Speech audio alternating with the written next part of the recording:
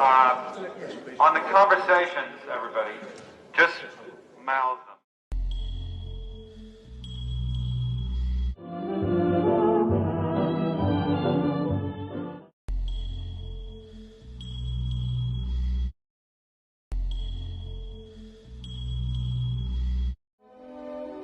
This is Stanley Kubrick. I think that if the reigning powers had any great respect for good pictures or the people who could make them, that this respect was probably very well tempered by the somewhat cynical observation that poor and mediocre pictures might just as well prove successful as their pictures of higher value.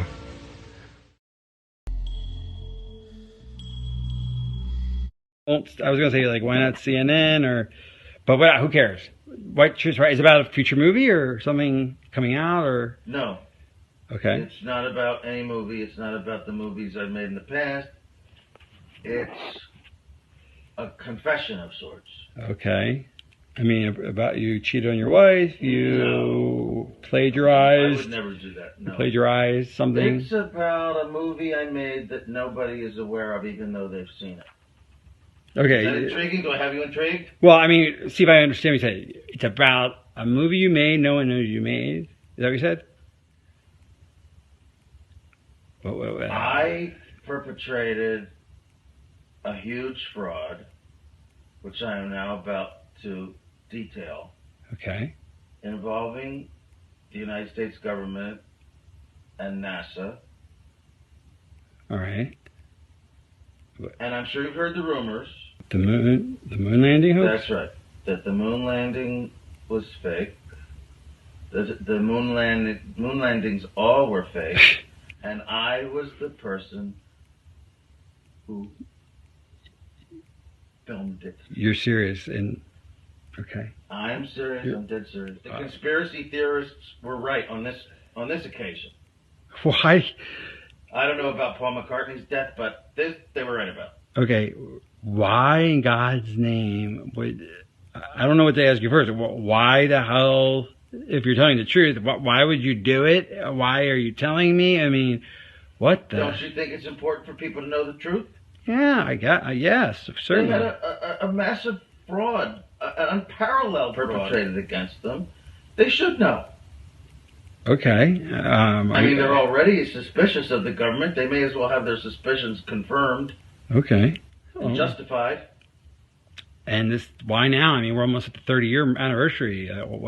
What took so long? Why, if this is true, why? I won't go into that. It has to do with personal. Okay. Evolution and influences. And, well, I'll go into that. Is that why you look a little haggard right now? Because you look a little worn. No offense. Like. Well, also, yeah, because I haven't been taking care of myself too well. I've been drinking a lot, but. Is that because of the stress of this? Of course, stress, guilt, just conflict of all kinds.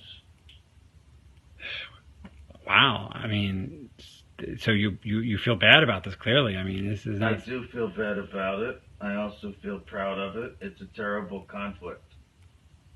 Because you've pulled off one of the greatest hoaxes ever because of your... And because I made a film, if you want to call it a film, which I consider to be my masterpiece.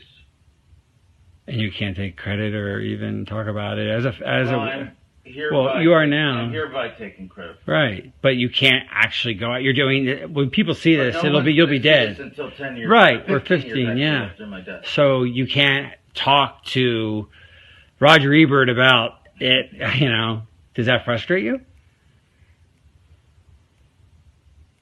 I have to pay the consequences for the decision that I made many years ago to go along with this.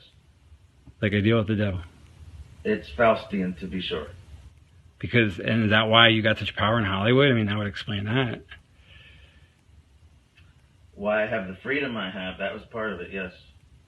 So they said, do this moon thing and we'll give you... When I made Spartacus, I didn't have this kind of freedom. Right. But I have it now.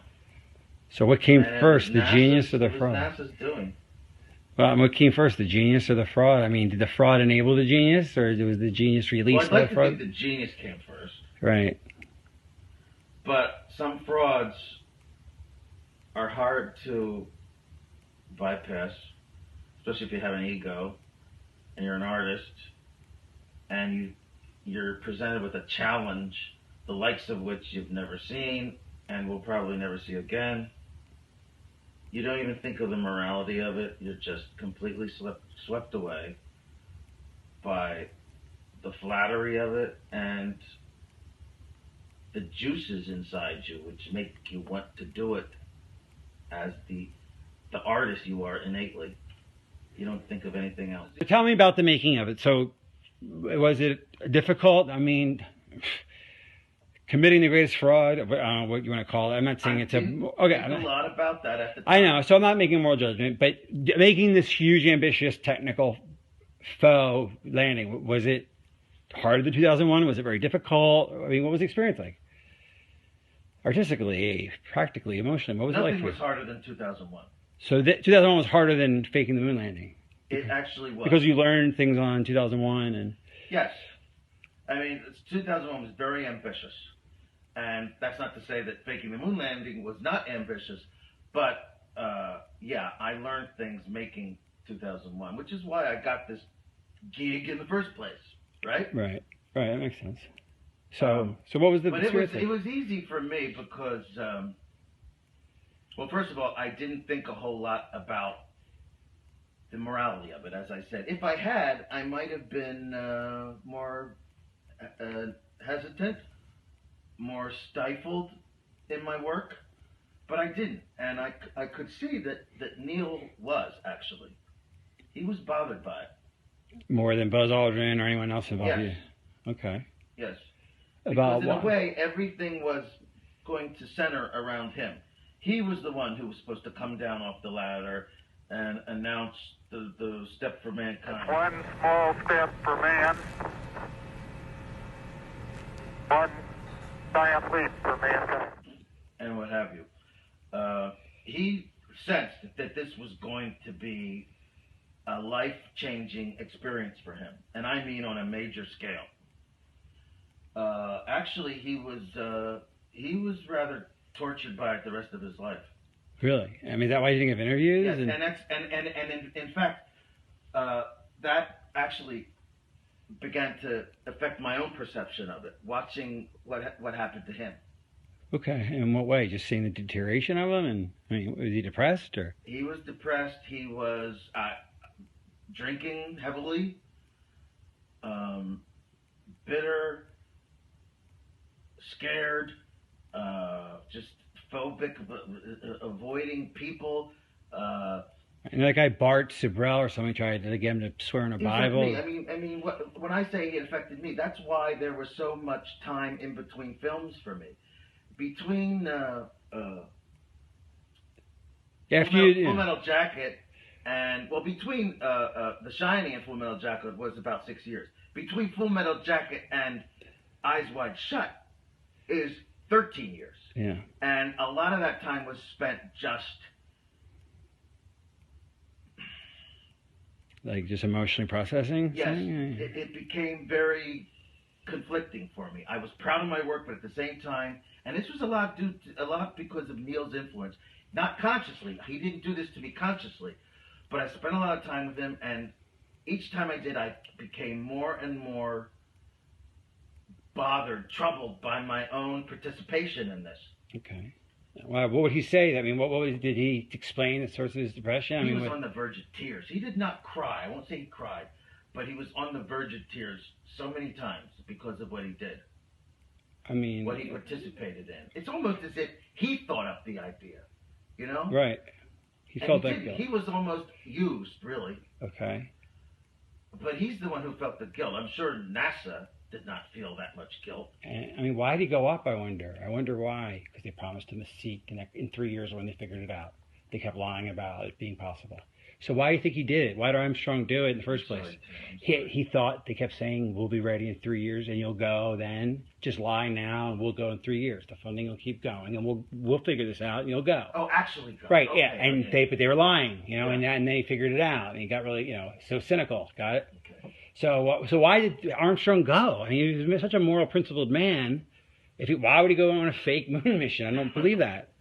Well, they strung him along because they led him to believe, oh, don't worry, we're going to have the money in a few years, and we'll actually go, and then you will go.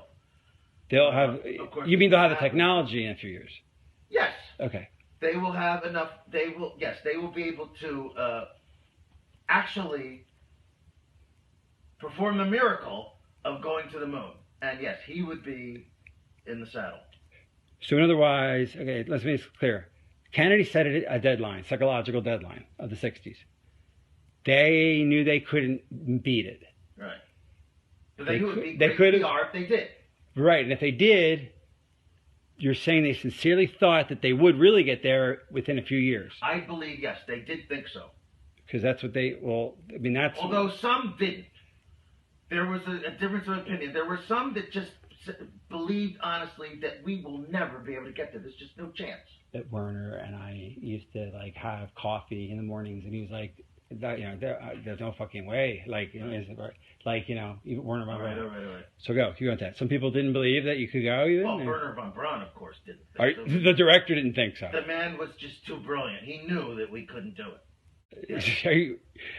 So, okay. I'm talking about a guy working on two lost causes, Nazism and you know, the quest for the moon. I mean, he really did, and he didn't tell them? I mean, did he ever tell them? Did he tell NASA? Like, did he tell the president we can't go? I mean, he must have been broke the news. He was very old, of course, at the time, and a lot of people just dismissed him. Younger, more ambitious people. Some of them really thought we could get there. Right. Or wanted to believe it. Maybe on a conscious level they knew we couldn't, but they just wanted to believe the impossible because they were so full of themselves. And so full of the dream. Yes. The dream was very powerful. And that's what beguiled Armstrong. Here is a noble stand-up guy, and he didn't want to be part of the lie, but he knew he'd get a seat if he played ball on when they actually did go up. He was too good for this. But that day never came, obviously. That day never came. And what did that do to him? I mean... It gradually destroyed him, I think. Okay. He deteriorated. Yeah, like I said, he drank a lot. He was full of self-recrimination, and so was I. Well, mainly from his influence. I almost, it's like I caught it from him. And now tell a story about, I talked to him one last time before his death, and he made me promise to get this news out. It was too great. It was, this one last story. I died before him. Okay, one last conversation right? The last conversation you had was about 3 months ago. Right. And he said that, that he's going to write a letter and put it in a drawer, and maybe his wife someday will give it out. But he's like, all right, Stanley, you're a media guy. You got to tell the truth one day. Right before, but he urged me to tell the truth. He couldn't because of reasons that because he was a government employee his whole life and he had a government pension, and here I am a millionaire. Like, you can afford to, Stanley. Tell the truth. I still get a government pension. You know what I'm saying? And that's been eating on you to do this, and that's why you're not doing it now. You're doing it 15 years from now. Or whenever. Like, in other words, you're telling this. That's why you're not announcing on CNN. It's because you're going to honor his wish, but you're not ready for it now to come out.